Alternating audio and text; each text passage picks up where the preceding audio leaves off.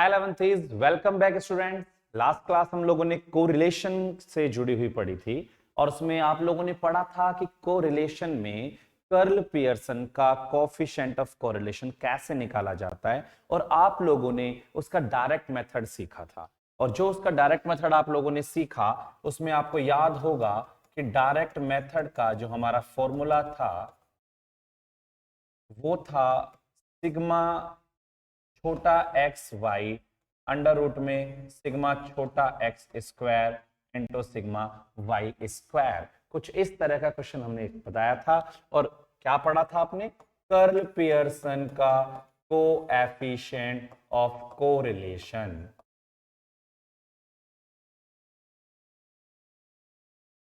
तो आज आप इसका शॉर्टकट मेथड पढ़ने वाले हैं।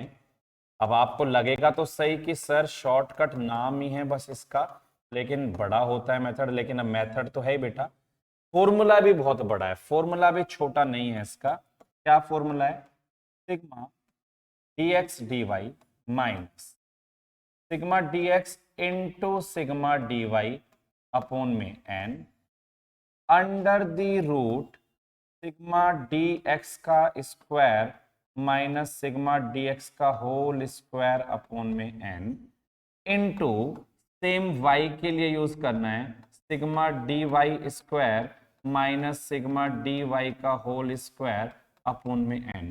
सर इतना बड़ा फॉर्मूला है इसका? बेटा फॉर्मूला तो बड़ा है लेकिन क्वेश्चन आसान हो जाता है। कैलकुलेशंस वाले क्वेश्चन जिनमें आपके फिगर्स पॉइंट में आती है वहां पर ये बच जाता है। और मैं तो यही बोलूंगा आपका जो मन करे आप वो मेथड यूज करो, कोई दिक्कत वाली बात नहीं है। लास्ट क्लास का क्वेश्चन मुझे अभी याद नहीं है लेकिन शायद कुछ ऐसा था 3, 6, 9, 12, 15 और ये था 35, 28, 21, 14 और 7। अब जो भी था, अब मैं एक क्वेश्चन चाहे ये हो या ना हो मैंने नया बना लिया, कुछ भी आप समझ लो। ये क्वेश्चन है, आप थोड़ा सा बड़ा भी कर सकते हो इसको। मान लो चलो इसको 18 कर लिया। नहीं, इसको 18 नहीं कर सकते आप, फिर आपको उल्टा करना पड़ जाएगा। आप इतना ही रहने दो, ठीक है। तो ये आपका क्वेश्चन है। अब ये आपको पता है इसमें नेगेटिव कोरिलेशन है, ये वाला वेरिएबल बढ़ रहा है, ये वाला वेरिएबल कम हो रहा है, इसमें नेगेटिव कोरिलेशन है। और ये भी पता लीनियर भी। तो इसका आंसर 1 आया था, उस दिन मैंने ऐसे एक क्वेश्चन लिया था, आंसर 1 आया था। तो मैं अभी शॉर्टकट मेथड से इस क्वेश्चन को करके दिखा देता हूं आपको कैसे करते हैं। कैसे करते हैं? आपके पास सबसे पहले कौन कौन से कॉलम्स होने चाहिए? आपको एक वेरिएबल दिया है x, 3, 6, 9, 12, 15। सबसे पहले आप निकालना dx, हर एक x में से a को माइनस कर। इनमें से किसी भी नंबर को आप a मान लो एज्यूम्ड में। मान लो आपने 9 को a ले लिया एज्यूम्ड, तो आपने a ले लिया 9 इस सीरीज में। अब 3 में से 9 गए -6, 6 में से 9 गए -3, 0, 12 में से 9 गए 3, 15 में से 9 गए 6। क्योंकि आपको dx के स्क्वायर की भी जरूरत है, क्योंकि आपको सिग्मा dx स्क्वायर चाहिए होता है, तो आप इसका स्क्वायर करेंगे। तो 6 का 36 होता है, 9 होता है, 0 होता है, 9 होता है, 36 होता है। तो यहां से आपको सिग्मा डी स्क्वायर 90 भी नजर आ रहा होगा। अब सेम स्टेप आप y के लिए फॉलो करिए, सेम स्टेप आप y के लिए फॉलो करिए। आपको y कितना दे रखा है? आपको y दे रखा है 35, 28, 21, 14, 7। आपने फिर से इसको a मान लिया, a1 नाम रख दो इसका। और यहाँ पर dy, हर एक y में से a1 को माइनस करके, a1 आपने कितना लिया है 21। तो 35 में से 21 गया 14, 28 में से 20 गया 7, 0, 14 माइनस 7 और ये कितना बचा माइनस का 14। तो dy का स्क्वायर भी आपको चाहिए क्योंकि आपके फॉर्मूले की रिक्वायरमेंट dy का स्क्वायर भी है। ठीक है बेटा, तो ये कितना आ गया? 14 का 196 होता है, 7 का 49 होता है, 0, 49 और 196 होता है। तो यहां से आपको मिल गया सिग्मा डी वाई स्क्वायर कितना? ये 470 लग रहा है मुझे, 490, 490। और आपको एक dx और dy भी चाहिए अगर आप देख रहे हो तो, क्योंकि सिग्मा dx और सिग्मा डी, ये सिग्मा dx dy चाहिए। तो dx ये रहा और dy ये रहा, इन दोनों की मल्टीप्लाई करो। तो -6 की 14 में माइनस का 84, -3 की 7 में माइनस का 21, फिर ये 0। अब 3 की 7 में माइनस का 21 और 6 की 14 में माइनस का 84। तो आपको ये नजर आ रहा होगा सिग्मा dx dy माइनस का 2110, माइनस का 210। ठीक है, हो गया। क्योंकि आपको सिग्मा dx भी चाहिए और सिग्मा dy भी चाहिए, तो इनका भी सम कर लो। देखो कितना इजी आपके लिए हो गया। सिग्मा dx आप अगर देख पा रहे हैं तो ये कट गया, तो ये 0 आ गया। और आपको सेम यहां भी नजर आ रहा होगा कि ये भी कट ही गया है, तो सिग्मा dy भी आपको 0 मिल। तो मेरे ख्याल से आपको कोई दिक्कत नहीं होनी चाहिए, सिर्फ वैल्यू पुट कर दो यहां पर फॉर्मूले। सिग्मा dx dy जो कि माइनस का 210 है, minus sigma dx that is 0 into sigma dy that is also 0 upon में n तो 5 ही नंबर थे वैसे, लेकिन यूज उनका है नहीं, under the root sigma dx square, sigma dx square 90, sigma dx square 90 minus sigma dx का होल स्क्वायर यानी इसका 0 का होल स्क्वायर अपॉन में 5 into sigma dy square, sigma dy square ये रहा 490 माइनस, बेटा माइनस है मैं हटा देता हूं, एक मिनट रुकिए, minus sigma dy that is 0 का स्क्वायर अपॉन में n। आप देखो ये तो पार्ट 0 ही हो जाना है, कटना क्या है 0 हो जाएगा, तो माइनस 2110 अंडर द रूट 90 और अंडर द रूट 490, और आप मल्टीप्लाई जब इनकी करोगे अंदर तो आपको पता है कितना आएगा 44100, और जो कि स्क्वायर रूट हम उसका निकालेंगे तो 210 स्क्वायर रूट आ जाएगा, तो ये कट के आपका कितना आ गया माइनस का 1। बेटा क्वेश्चन कुछ भी हो सकता है, मेरा काम आपको स्टेप समझाने का है कि स्टेप्स क्या हैं, तो आपको इजीली समझ में आ गया होगा कि अगर हमें कार्ल पियर्सन का कोएफिशिएंट ऑफ कोरिलेशन कभी भी निकालना है तो हम किस तरीके से उसको निकाल सकते हैं। अब इसके बाद हम आगे बढ़ रहे हैं स्पियर्समैन के साथ। अगला हमारा हेडिंग है Spearman's rank correlation, Spearman's rank correlation. लो जी, ये है हमारे स्पियर्समैन का rank correlation. When ranks are given, इसमें सबसे पहले आपको देखना है जब आपको रैंक गिवन हो।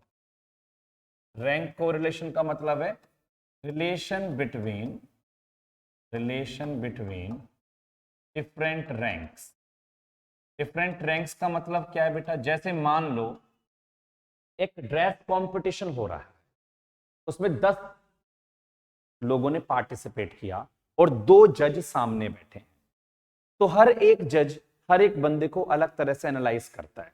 मान लो पहली परफॉर्मेंस मेरी थी, तो एक जज के हिसाब से मैं रैंक 5 हूं, एक के हिसाब से रैंक 7 हो सकता हूं, तो अलग अलग जज का जजमेंट अलग अलग हो सकता है, तो उनकी रैंक अलग अलग हो सकती है। तो उनकी रैंक आपस में कितना कोरिलेट करती हैं, कितना डाइवर्स करती हैं, ये निकालना होता है रैंक कोरिलेशन। अगर क्लोज पोल है, एक 5 दे रहा है एक 6 दे रहा है, तो अच्छा रिलेशन रहेगा। इनवर्स पोल है, एक 10 दे रहा है एक 2 दे रहा है, तो कोरिलेशन कम रहेगा। तो ये चीजें हम इसके थ्रू पता करते हैं। तो रैंक कोरिलेशन में सबसे पहले व्हेन रैंक्स आर गिवन, तो फॉर्मूला है आर के equals to 1 minus 6 sigma D square N cube minus N, जहां पर डी क्या है R1 माइनस R2 और n क्या है नंबर ऑफ पार्टिसिपेंट्स, आप कह सकते हैं नंबर ऑफ पार्टिसिपेंट या नंबर ऑफ ऑब्जर्वेशन, वही वाली बात। तो आप ऐसे इसको निकाल सकते हैं। जैसे अब मान लो एक क्वेश्चन है, एग्जाम्पल इन अ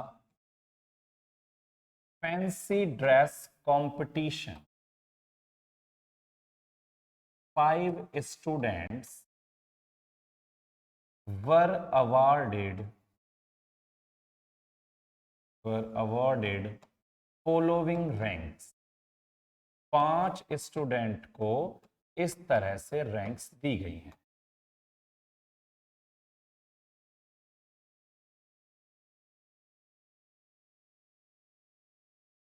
जज एक्स, जज Y, 3 2 5 1 4 4 2 3 5।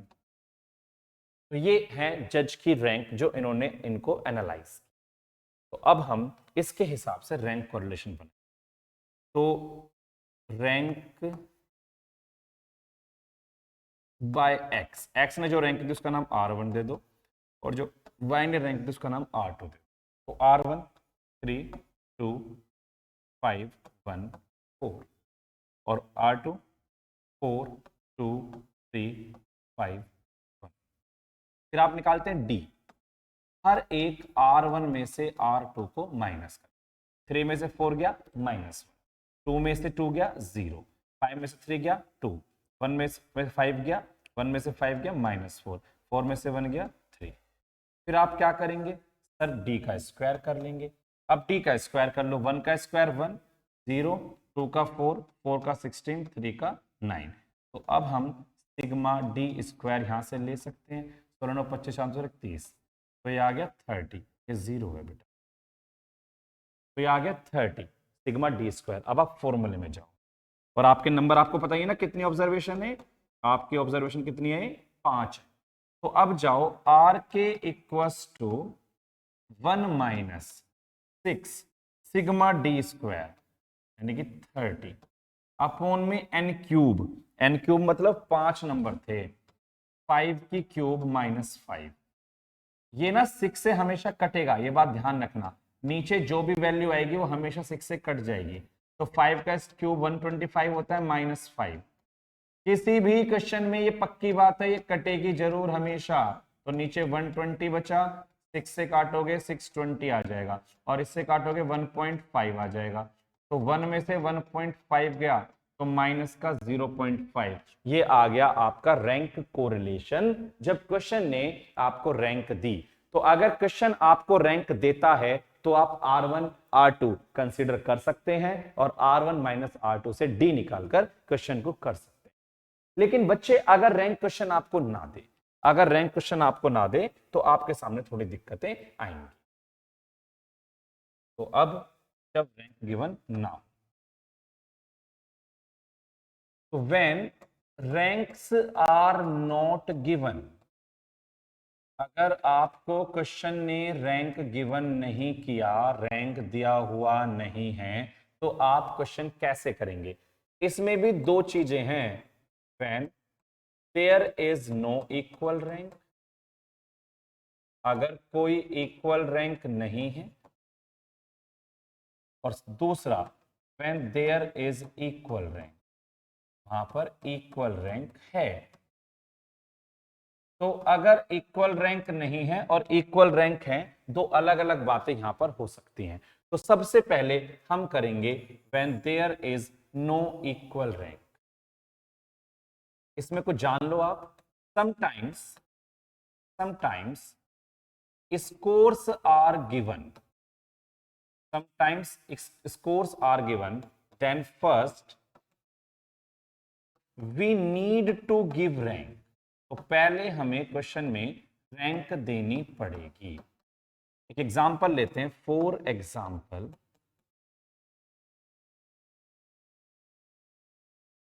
In a class test following marks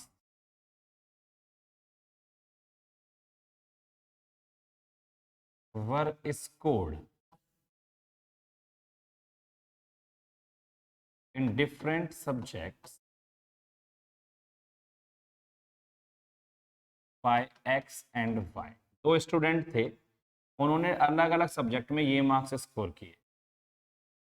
ये स्टूडेंट X के स्कोर हैं, ये Y के। 50 नंबर में से थे, इसके 40 आए हिंदी में, 27 इंग्लिश में, 31 मैथ्स में, 25 किसी में, 28 किसी में, और 36 किसी। इसके इस सब्जेक्ट में 35 थे, यहाँ 29 थे, यहाँ 34 थे, यहाँ 30 थे, यहाँ 36 थे, और यहाँ इसके 40 थे। तो ये इनके स्कोर आपको दिए हुए हैं। इस बार रैंक गिवन नहीं है। अब अगर रैंक गिवन होती तो आप फिर से डी निकालते R1 R2 लेके और क्वेश्चन कर देते।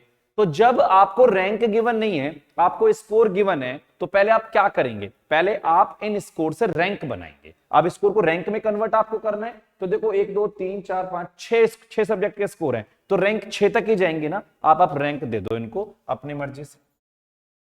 लो जी, स्कोर दे रखा है एक्स का 40 27 31 25 28 36। आप रैंक दे दो R1, अपनी मर्जी से कुछ भी रैंक दे दो। सबसे बड़ा इसमें कौन दिख रहा है, 40, 1 रैंक दे दो। 36 2 दे दो, 31 3 दे दो, 28 4 दे दो, 27 5 दे दो, 25 6 दे दो। आप रैंक निचले ऑर्डर से भी दे सकते हैं। 1 दे दो किसको, 25 को, 20, फिर उसके बाद 2 दे दो 27 को। आप ऐसे भी रैंक दे सकते हैं, लेकिन दोनों में ऑर्डर एक सा होना चाहिए। मतलब एक्स में भी वही ऑर्डर होना चाहिए, वाई में भी, कि सबसे छोटे को पहले दे रहे हो, सबसे बड़े को पहले दे रहे हो, उससे कोई दिक्कत नहीं है। आपकी रैंक से आंसर आ जाता है, उससे फर्क नहीं पड़ता। अब वाई हो गया, अब वाई को रैंक दे दो। वाई के जो स्कोर है वो 35 है, 29 है, 34 है, 30 है, 36 है और 40 है। देखो मैंने ना कोई भी नंबर रिपीट नहीं करा, मैंने भी कोई भी नंबर रिपीट नहीं करा, क्योंकि अगर मैं नंबर रिपीट कर देता ना तो क्वेश्चन इक्वल रैंक पे पहुंच जाता, और क्वेश्चन अगर इक्वल रैंक पे पहुंच जाता तो आपको दिक्कत हो जाती है अभी, क्योंकि इसका फॉर्मूला बड़ा हो जाता। वो तो मैं नेक्स्ट क्लास में लेके आऊंगा, क्योंकि 3 क्लास में हम चैप्टर खत्म करेंगे, और बहुत बड़ी वीडियो आपको पता है मैं नहीं बना रहा हूँ कोरिलेशन की वैसे भी। तो इक्वल रैंक हम अगली क्लास में लेके आएंगे, अभी हम नॉर्मल बातें कर रहे हैं। तो यहां से आप R2 निकाल सकते हैं, R2। तो यहां पर सबसे बड़ी वैल्यू क्या है, 1। नंबर 2 पे आपको 36 नजर आ रहा है, नंबर 3 पे ये आ रहा है, नंबर 4 पे ये, नंबर 5 पे, नंबर 6 पे ये। तो हमने इनको रैंक दे दिया। अब आप बेटा अपना पहले वाला काम करो, क्योंकि मेरा फॉर्मूला क्या है, R के equal to 1 - 6 sigma D square upon में n³ - n। तो d निकलेगा पहले R1 - R2, पहले d निकालो R1 - R2 के साथ। तो R1 कितना है 1 और ये कितना है 3, तो माइनस का 2 आ गया। 5 में से 6 गए, माइनस का 1 बचा। 3 में से 4 गए, माइनस का 1 बचा। 6 में से 5 गए, 1 बचा। 4 में से 2 गए, 2, और 2 में से 1 गया 1। तो ये मेरा मिल गया मुझे d। अब मैं क्या करूंगा, d का स्क्वायर, 4 1 1 1 4 और 1। तो यहां से मैं सिग्मा डी स्क्वायर जा रहा हूं, कितना आ गया, 4 5 6 7 11 12। ये मुझे कितना मिल गया, 12। सिग्मा डी स्क्वायर मुझे 12 मिल गया। अब मैं यहाँ फॉर्मूले में वैल्यू पुट कर देता हूं। नंबर आपको पता ही है, नंबर कितने हैं, ये नंबर है 6। तो 1 - 6 सिग्मा डी स्क्वायर की वैल्यू 12 है, अपॉन में n³ यानी 6 की क्यूब माइनस 6। तो मैं अभी नहीं इसको काट रहा, क्योंकि आपको पता है बाद में ये कटना जरूर है। 6 की क्यूब होती है 216, 216 में से 6 जाएंगे तो 210, और आप इसे काट लेंगे 35 आ जाएगा। ठीक है, तो अगर आप इसको करेंगे 23/35, आप इसे डिवाइड कर सकते हैं, आपको आपके कोरिलेशन की वैल्यू मिल जाएगी। ठीक है, तो इजीली हम रैंक कोरिलेशन निकाल सकते हैं अगर आपको रैंक गिवन ना भी हो। दिक्कत कब आती, जब क्वेश्चन में इक्वल रैंक होती। अगर दो बच्चे, अगर इसके 2 सब्जेक्ट में 40 नंबर होते तो आपको 2 स्कोर सेम मिल जाते। अब हम किसको रैंक पहला दें, दिक्कत आती। तो अगर सेम रैंक आती है तो क्वेश्चन में दिक्कतें आती हैं। तो उन दिक्कतों के लिए अगली वीडियो में आपसे फिर से मिलेंगे और उन चीजों को खत्म करेंगे साथ साथ। तब तक आप दोनों वीडियोस को पढ़ लेना, और जो भी क्वेश्चंस आपके बुक में विदाउट इक्वल रैंक हैं उनको सॉल्व कर लेना। कोई क्वेरी आती है, you can raise any time. Take care, bye bye.